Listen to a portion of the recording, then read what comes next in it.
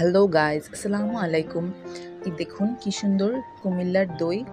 আপনারা যদি এভাবে বানাতে চান আমার সাথেই থাকেন। দেখেন গরুর দুধ যেহেতু গ্রামের বাড়িতে খাঁটি পাওয়া যায়, সো এটা বেশি কনসিস্টেন্ট থাকে।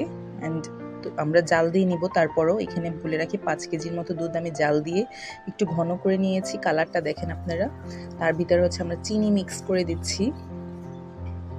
চিনিটা মিক্স করার পরে হচ্ছে আমরা হালকা যখন একটু গরম থাকবে তার ভিতর হচ্ছে আমরা দইয়ের বীজটা দিয়ে দিব। বলে রাখি যে বেশি ঠান্ডাও না বেশি গরমও না, মাঝারি আঁচে হচ্ছে আমরা মাঝারি টেম্পারেচারে হচ্ছে আমরা দইয়ের বীজটা দিয়ে দিব।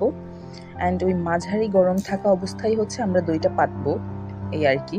অ্যান্ড আরও একটা জিনিস খেয়াল রাখবেন যে দই যেই রুমে পাতা হবে সেই রুমে যেন কেউ না ঢুকে, ওইটা সম্পূর্ণ আলাদা একটা রুম থাকতে হবে, কোনো আলো বাতাস যেন ওই রুমে না ঢুকে। সো এই দেখেন আমরা হচ্ছে একটা রুমে নিয়ে এসেছি 1 টাইম গ্লাস, সেটার ভিতর হচ্ছে পাতবো।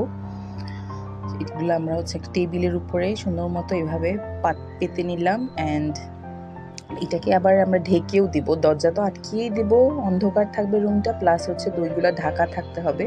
তো দেখেন প্রথমে আমরা হচ্ছে কাগজ দিয়ে ঢেকে নিয়েছি, তিনটা ধাপে হচ্ছে আমরা দইটা ঢেকেছি, দেন আবার তোয়ালে দিয়ে, অ্যান্ড দেন হচ্ছে আমরা খাতা দিয়ে ঢেকে দেব। সো দেখেন মানে কোনোভাবেই যেন দইটা কোনো দিক দিয়ে বাতাস না ঢুকতে পারে, অ্যান্ড প্রচুর গরম টেম্পারেচার যেন এটা দই হতে বাধ্য হয়। অ্যান্ড দেন ফাইনালি দেখেন আমার দইটা কি সুন্দর হয়েছে। দইগুলা মানে খেতে আসলেই অসাধারণ। এভাবে আপনারাও বানিয়ে ট্রাই করতে পারেন। কুমিল্লার ট্রেন্ডই হচ্ছে যে কোনো অনুষ্ঠানে তারা এরকম দই বানায়।